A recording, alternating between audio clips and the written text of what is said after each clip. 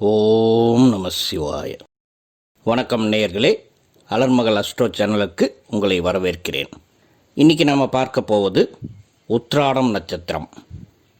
நட்சத்திர வரிசையில் 21வது வருகிறது. சூரியனின் 3வது நட்சத்திரமாகும். தனுசு மற்றும் மகர ராசியில் வரக்கூடிய உடைப்பட்ட நட்சத்திரமாகும். நேயர்களே, எங்கள் சேனலை முதல் முறையாக பார்ப்பவர்கள் சப்ஸ்கிரைப் பண்ணி பெல் பட்டன் கிளிக் பண்ணி வைங்க. ஜோதிட ரீதியாக பல அரிய தகவல்கள் தொடர்ந்து வரப்போகிறது. மிஸ் பண்ணாமல் மற்றவர்களுக்கும் ஷேர் பண்ணுங்கள். உத்திராடம் நட்சத்திரம் வடமொழியில் உத்தர அசடா என்று கூறுவர். இது ஒரு தலையற்ற நட்சத்திரமாகும். அதாவது முதல் பாதம் தனுசு ராசியிலும் மீதமுள்ள 3 பாதங்களும் மகர ராசிக்குள் வரும். தலைப்பகுதியான முதல் பாதம் முதலில் வரும் ராசிக்குள் இருப்பதால் அப்படி சொல்வார்கள். ஆனால் நட்சத்திரம் உடைவதில்லை. உண்மை என்னவென்றால், ராசிக்குள் அதிக பாதங்கள் உள்ள பகுதி அந்த ராசியின் தன்மையை முழுமையாக வெளிப்படுத்தும். அப்படி பார்த்தால் மகர ராசிக்குள் இருக்கும் 3 பாதங்களும் மகர ராசியின் தன்மையை முழுமையாக வெளிப்படுத்தும். உலகுக்கே வெளிச்சம் தருவது சூரியன். அதன் சார்ந்த நட்சத்திரங்களான கார்த்திகை, உத்திரம் மற்றும் உத்திராடம். இதன் ஆற்றல்களும் வலிமையாக இருக்கும். இதில் 3வதாக வரக்கூடிய நட்சத்திரத்திற்கு மட்டும் கொஞ்சம் விதிவிலக்கு இருக்கு. சனி கிரகத்தின் ராசியான மகரத்தில் 3 பாதங்கள் வருவதால், சூரியன் மகரத்தில் பகையாவதால் சூரியனின் வலிமை மட்டுப்பட்டு சனி கிரகத்தின் வலிமை கூடுதலாக இருக்கும். கார்த்திகை மற்றும் உத்திரம் நட்சத்திரத்தில் அந்த டிஃபரன்ஸ் கிடையாது. உத்திராடம் முதல் பாதத்தில் பிறந்தவர்களுக்கு குருவின் வீடான தனுசு ராசியில் வருவதால் சூரியனின் ஆதிக்கம் அதிகமாக இருக்கும். ஆளுமை, அதிகாரம், தலைமை பண்பு, மன உறுதி, கௌரவம், நேர்மை, விடாமுயற்சி ஆகியவை மற்ற 3 பாதங்களை விட அதிகமாக இருக்கும். என்னதான் தனுசு ராசியில் பிறந்தாலும் மகர ராசியின் தன்மையில் வரும் நிதான போக்கு, தீர விசாரித்தல், பொறுமை, விட்டு கொடுக்கும் மனப்பான்மை இந்த பாதத்தில் பிறந்தவர்களுக்கும் இருக்கும் என்பதை மறுக்கவே முடியாது. நட்சத்திரத்தின் பெரும்பகுதி எந்த வீட்டில் வருகிறதோ அந்த ராசியின் தன்மை அனைத்து பாதத்திற்கும் பரவும் என்ற விதியினால் முதல் பாதத்திற்கும் இது பொருந்தும். உத்திராடம் நட்சத்திரத்திற்கு ஒரு சில பழமொழிகள் சொல்லப்படுகிறது. அதில் ஒன்று, உத்திராடத்தில் பிள்ளையும் ஊரோரத்தில் கழனியும் என்பதாகும். இதன் அர்த்தம், உத்திராடம் நட்சத்திரத்தில் பிறந்தவர்கள் ஊரின் எல்லையில் ஒரு விளைநிலம் வைத்திருப்பார்கள் அல்லது வாங்கிவிடுவார்கள் என்று எடுத்துக்கொள்ளலாம். இவர்களுக்கு சொத்துக்கள் வாங்கும் யோகம் எப்பொழுதும் உண்டு எனலாம். உத்திராடத்தில் பிறந்தவன் ஊர் கூடி தேர் இழுப்பான் என்ற பழமொழியும் உண்டு. உத்திராடத்தில் பிறந்தவர்களுக்கு ஊராரிடம் மதிப்பும் மரியாதையும் உண்டாகும். அனைவரும் போற்றும்படி வாழ்வார்கள் என்று சொல்வார்கள். இவங்க எதையும் திட்டமிட்டு செய்யக்கூடிய ஆற்றல் படைத்தவர்கள். அமைதி மற்றும் கண்ணியத்தை எப்பொழுதும் மெயின்டைன் பண்ணுவாங்க. எந்த துறையாக இருந்தாலும் தான் தேர்ந்தெடுத்த துறையில் மிகுந்த நம்பிக்கை வைத்திருப்பார்கள். எதை செய்தாலும் அதில் முழு ஈடுபாட்டுடன் செயல்படுவார்கள். இடையில் வரும் தடைகளை கண்டு அஞ்சமாட்டார்கள். சமய சந்தர்ப்பத்திற்கு தகுந்தாற் போல சூழ்நிலைகளை மாற்றி தனக்கு சாதகமாக்கி கொள்ளக்கூடிய வித்தைகளை தெரிந்தவர்கள் இவர்கள். உழைப்பால் உயரக்கூடியவர்கள். குருவின் கர்மப்பதிவை வாங்கி வந்தவர்கள் இவர்கள். தெய்வீகம், ஆன்மீகம், இரக்க குணம், துணிவு, எதையும் எதிர்கொள்ளக்கூடிய நம்பிக்கை, தலைமை பண்பு, ஆக்கப்பூர்வமான செயல்கள், வேகம் மற்றும் விவேகம் அனைத்தும் இவர்களிடம் இருக்கும். அளவான நட்பு வட்டாரத்தை வளர்த்தி கொள்ளக்கூடியவர்கள். இவர்களுடைய பாசிட்டிவ் பாயிண்ட் என்னவென்றால், அதிக ஒழுக்கம், நேர்மறையான எண்ணம், மிகுந்த சகிப்புத்தன்மை, பொறுமை, சிக்கலான பணிகளை கையாளக்கூடிய திறனையும் சேர்த்தே சொல்லலாம். இவர்களின் நெகட்டிவ்ஸ் என்னவென்றால், அதிக பிடிவாதம், இருக்கும் பொறுப்புகளை இழுத்து போட்டு செய்துவிட்டு உடலை வருத்தி கொள்வது, மற்றவர்களை அதிகமாக விமர்சிப்பது, தனிமையை அதிகமாக விரும்புவது, கண்மூடித்தனமாக சிலரை நம்புவது, யாரென்று தெரியாமல் வாக்குறுதி கொடுத்துவிட்டு முழிப்பது, வருத்தங்களை மனதிற்குள்ளேயே வைத்து யாரிடமும் பகிர்ந்து கொள்ளாமல் புழுங்குவது, ஒரு சிலருக்கு அதீத கோபம், கட்டுப்படுத்த முடியாத கோபம், இவைகளெல்லாம் பொதுவாக இந்த நட்சத்திரத்தின் நெகட்டிவாக சொல்லப்படுகிறது. இந்த உத்திராட நட்சத்திரத்தின் அதிதேவதையாக விநாயகர் வருகிறார். தெய்வங்களின் கூட்டம் ஆசீர்வதிக்கப்பட்ட நட்சத்திரம் என்று கூறப்படுகிறது. இதனுடைய சின்னம் யானை தந்தம். கணம் மனித கணம். விலங்கு கீரி பிள்ளையாகும். பறவை சேவல். மரம் பலாமரம். இது ஒரு சுபத்துவம் வாய்ந்த நட்சத்திரமாகும். இந்த நட்சத்திர நாளில் பல நல்ல விஷயங்களை தொடங்குவார்கள். அதனால் இதை வெற்றி தரும் நட்சத்திரம் என்றே அழைப்பர். இந்த நட்சத்திரத்தில் பிறந்தவர்கள் ஒரு செயலை, ஒரு விஷயத்தை முடிவு செய்துவிட்டால் அதிலிருந்து பின்வாங்க மாட்டார்கள். ஆணித்தரமாக அதை செய்து முடிப்பார்கள். ரொம்ப நல்ல யோசனை பண்ணி பொறுமையாகத்தான் முடிவெடுப்பார்கள். இதை நாம் பிடிவாதம் என்று எடுத்துக்கொள்ளக்கூடாது. கொள்கை பிடிப்பு என்று சொல்லலாம்.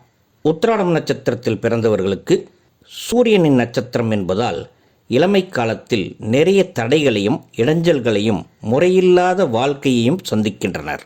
அதற்கு காரணம், இவர்கள் பிறக்கும் போது சூரிய மகா தசையில் பிறப்பார்கள். அதன் காலமே 6 வருடம்தான். அதற்கு பிறகு சந்திரமகா தசை ஆரம்பமாகும். சந்திரமகா தசை மொத்தம் 10 வருடங்களாகும். அதன் பிறகு செவ்வாய் மகாதசை 7 வருடங்கள். ஆக இவர்களுக்கு 18லிருந்து 23 வயதிற்குள் 3 கிரகத்தின் தசைகள் முடிந்து அடுத்து ராகு மகாதசை ஆரம்பமாகும். ராகு தசையின் காலமோ 18 வருடங்களாகும்.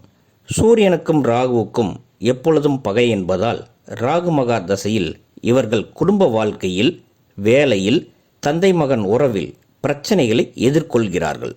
சூரியனோட நட்சத்திரத்தில் பிறக்கிற இவங்களுக்கு ஜாதகத்தில் சூரிய தோஷத்துடன் பிறக்காமல் இருக்க வேண்டும். சூரியன் மறைவு ஸ்தானத்திலோ நீச்சமடையாமலோ ராகு கேதுவின் கூட்டணியில் அமராமலோ இருக்க வேண்டும். அது மட்டுமின்றி சனியின் வீடான மகரத்திலும் இல்லாமல் இருக்க வேண்டும். அப்படி சூரியன் ஏதாவது பாதிப்பு ஏற்பட்டு இவர்கள் ஜாதகத்தில் அமர்ந்திருந்தால் தகப்பனாருக்கு ஆரோக்கியத்திலோ அல்லது தொழிலில் பிரச்சனைகளை கொடுக்கிறது. அடுத்தது, தந்தை மகன் உறவில் ஒரு நல்ல பந்தம் இல்லாமல் போகிறது அல்லது பிரிய வேண்டிய கட்டாயம் ஏற்படுகிறது.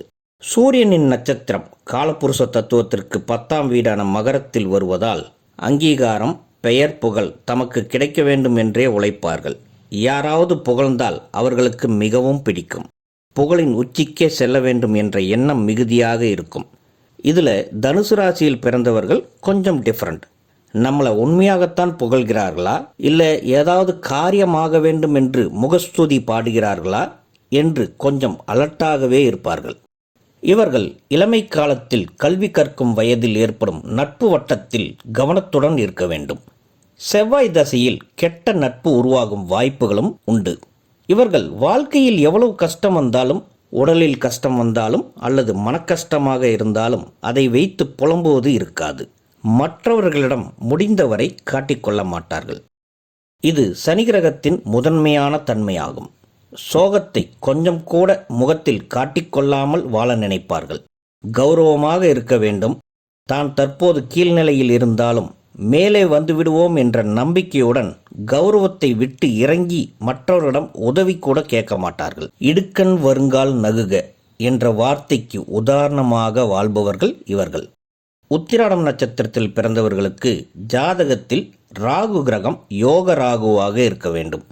ராகு சூரியனுக்கு பகை என்றாலும் ஜாதகத்தில் இவர்கள் பிறக்கும் போது யோகத்தை தரும் அமைப்பில் ராகு இருந்தால் இவர்களின் காலேஜ் படிப்பு, தொழில், திருமணம், திருமண வாழ்க்கை, சொத்து சேர்க்கை, குடும்ப வாழ்க்கை அனைத்தும் திருப்திகரமாக அமைந்துவிடும்.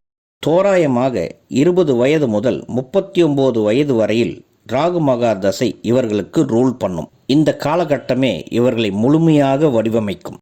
திருமண பந்தம் என்று வரும்போது இவர்கள் துணையை தேர்ந்தெடுக்கும் போது தனக்கு நிகராக தன்னை மிகைப்படுத்தி பார்க்க வேண்டும் என்ற எண்ணம் இவர்களுக்கு இருப்பதால் அதற்கு தகுந்தாற்போல் வரன் பார்த்தால் வாழ்க்கை சிறப்பாக அமையும். அதேபோல ராகு கிரகம் யோகமாக இருந்தால் வெளிநாட்டில் சென்று வேலை செய்து பொருளீட்டக்கூடிய யோகத்தை தந்துவிடும். ஒரு சிலர் வெளிநாட்டிலேயே செட்டில் ஆகிவிடுகிறார்கள். பெயர், புகழ், அந்தஸ்து, அதனால் வரக்கூடிய கௌரவம் அனைத்தையும் இந்த ராகு தந்துவிடுகிறது.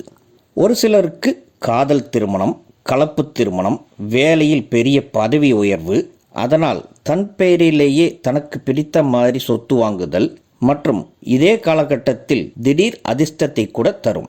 அது லாட்டரியாக இருக்கலாம், ஷேர் மார்க்கெட்டாக இருக்கலாம், அல்லது மூதாதையர்களின் சொத்துக்கள் எதிர்பார்க்காமலேயே கிடைக்கச் செய்துவிடும். இதுவே யோகமில்லாத ராகுவாக இருந்தால் பல இன்னல்களை சந்திக்க வேண்டி வரும். காலேஜ் வாழ்க்கையில் திசை மாறி போவது, பிடிக்காத திருமண பந்தம், குழந்தை பாக்கியத்தில் பிரச்சனை, நிறைய பேருக்கு குழந்தை உண்டாவதில் பாதிப்பு, எக்கச்சக்கமாக செலவு செய்தும் குழந்தை யோகம் இல்லாமல் கஷ்டப்படுவது, குழந்தையை பெற்றுவிட்டால் அதை வளர்த்துவதில் கஷ்டப்படுவது, வேலை சரியாக அமைவதில்லை, ஆரோக்கியத்திலும் பாதிப்புகள், நிறைய பேருக்கு ராகமகா தசையில் திருமணமே ஆகிறதில்ல, லேட் மேரேஜ் ஆகும், போராட்டமான வாழ்க்கை எல்லாம் உத்திராட நட்சத்திரத்திற்கான குறைகளாக எடுத்துக்கொள்ளலாம். இது போன்ற அமைப்பை கொண்ட உத்திராட நட்சத்திரக்காரர்களுக்கு பாதம் வாரியாக எப்படிப்பட்ட தொழில்கள் மேன்மைகள் அமையும் என்பதை பார்க்கலாம். உத்திராடம் முதல் பாதத்தில் பிறந்தவர்களுக்கு சந்திரன் நவாம்சத்தில் தனுசு ராசிக்குள்ளேயே வரும் என்பதால் சந்திரன் வர்க்கோத்தமம் பெறும். ஒரு வகையில் சந்திரன் வலிமை பெறும் என்றாலும் தனுசு ராசிக்கு சந்திரன் அஷ்டமாதிபதி ஆவார் என்பதால் அது சற்று சிறப்பில்லைதான். இருந்தாலும் இவர்களை வெளியூர், வெளிமாநிலம், வெளிநாடு வாழ்க்கை அதன் மூலமாக பொருளீட்டும் பாக்கியதையை கொடுக்கும். அதோடு விவசாயம், நீர் சம்பந்தப்பட்ட தொழிலில் வெற்றி பெறுவது, கல்வியினால் மேன்மை, பயணம் மூலமாக பொருள் சம்பாதிப்பது, சூரியனின் ஆதிக்கம், நேர்மை, விடாமுயற்சி இருப்பதால் அரசியலில் ஆதாயம், அரசாங்க பதவிகளை எட்டிப்பிடித்தல், அரசாங்கத்தில் மேல் பதவியை அலங்கரிப்பது, விஞ்ஞானம், ஆராய்ச்சி, நடிப்பு, பத்திரிகை துறை, ஆசிரியர் தொழில், மேலாண்மை, மருத்துவம் போன்ற துறைகள் இவர்களுக்கு மேன்மையை தரும். உத்திராடம் இரண்டாம் பாதத்தில் பிறந்தவர்களுக்கு சந்திரன் நவாம்சத்தில் சனியின் வீடான மகர ராசியில் இருக்கும். இரண்டாம் பாதம் மகரத்தில் வருவதால் அங்கேயும் சந்திரன் வர்க்கோத்தமம் பெறுவார். இவர்களுக்கு நட்சத்திராதிபதி சூரியன் அஷ்டமாதிபதியாவதால் ஆரம்பத்தில் வேலை அல்லது தொழில் வாழ்க்கையில் நுழையும் போது தடங்கல்களை சந்திக்கிறார்கள். எடுத்தவுடன் நல்ல வேலை கிடைத்து விடுவதில்லை.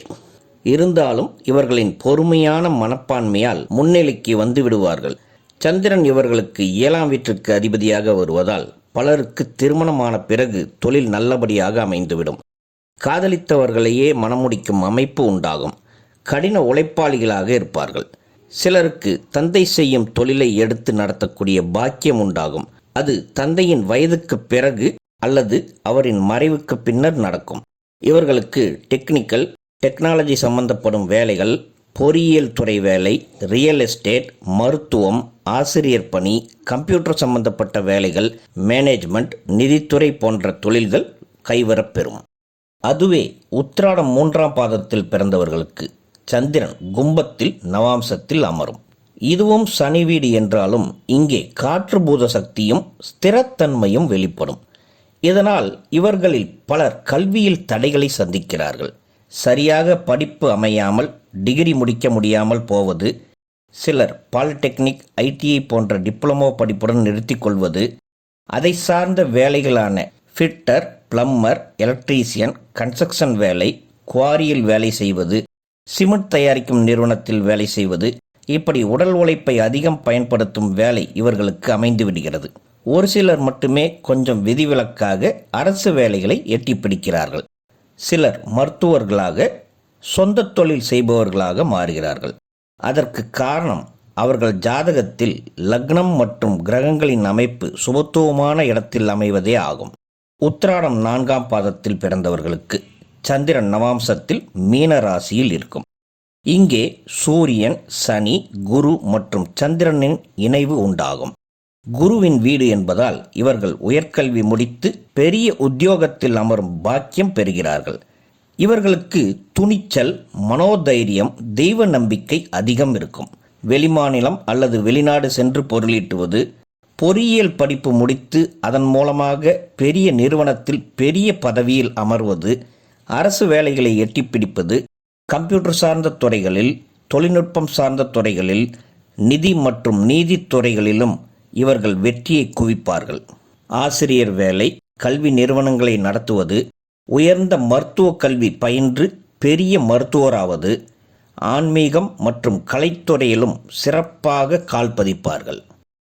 உத்திராட நட்சத்திரக்காரர்கள் ஏழ்மையில் உள்ள குடும்பத்தில் பிறந்தாலும் அவர்களின் விடாமுயற்சி மற்றும் தன்னம்பிக்கையால் குடும்பத்தை மேல்நிலைக்கு கொண்டு வந்து விடுவார்கள். இவர்களின் வெகுளித்தனத்தால் சிலரை நம்பி ஏமாந்து போவதும் உண்டு. கண்மூடித்தனமாக நம்பிவிடுவார்கள். அதை மட்டும் இவர்கள் மாற்றிக்கொள்ள வேண்டும். அதே போல புகழ்ச்சிக்கு மயங்கும் குணமும் இவர்களை கீழ்நிலைக்கு இழுத்து விட்டு விடுகிறது. நம்மளை ஒருத்தர் புகழ்ந்து பேசுகிறார்கள் என்றாலே கொஞ்சம் அலர்ட்டாக இருக்கணும். அதனால் பொருளாதாரத்தை இழந்து விடக்கூடாது.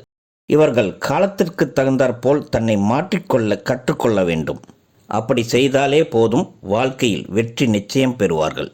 இவர்கள் விநாயகப் பெருமானை தொடர்ந்து வணங்கி வர வாழ்க்கையில் சந்தோஷம் உண்டாகும். நேயர்களே, எங்கள் அலர்மகள் சேனலை தொடர்ந்து பாருங்க. நிறைய சூட்சமமான விஷயங்களை தொடர்ந்து வழங்க இருக்கிறோம். புதுசாக பார்க்குறவங்களாக இருந்தால் சப்ஸ்கிரைப் பண்ணிக்கோங்க, லைக் பண்ணுங்கள், பெல் பட்டன் அழுத்தி வைங்க. எங்கள் பதிவுகள் உங்களுக்கு உடனுக்குடன் கிடைக்கும். உங்கள் நண்பர்களுக்கும் ஷேர் பண்ணுங்கள். உங்களுடைய தனிப்பட்ட ஜாதக பலன் பார்க்க வேண்டுமானால் எங்கள் வாட்ஸ்அப் நம்பருக்கு மெசேஜ் பண்ணுங்கள். சிறு கட்டணத்துக்கு உட்பட்டது தான். தொடர்ந்து ஆதரவு அளியுங்கள். நன்றி. வாழ்க வளமுடன். ஓம் நம சிவாய.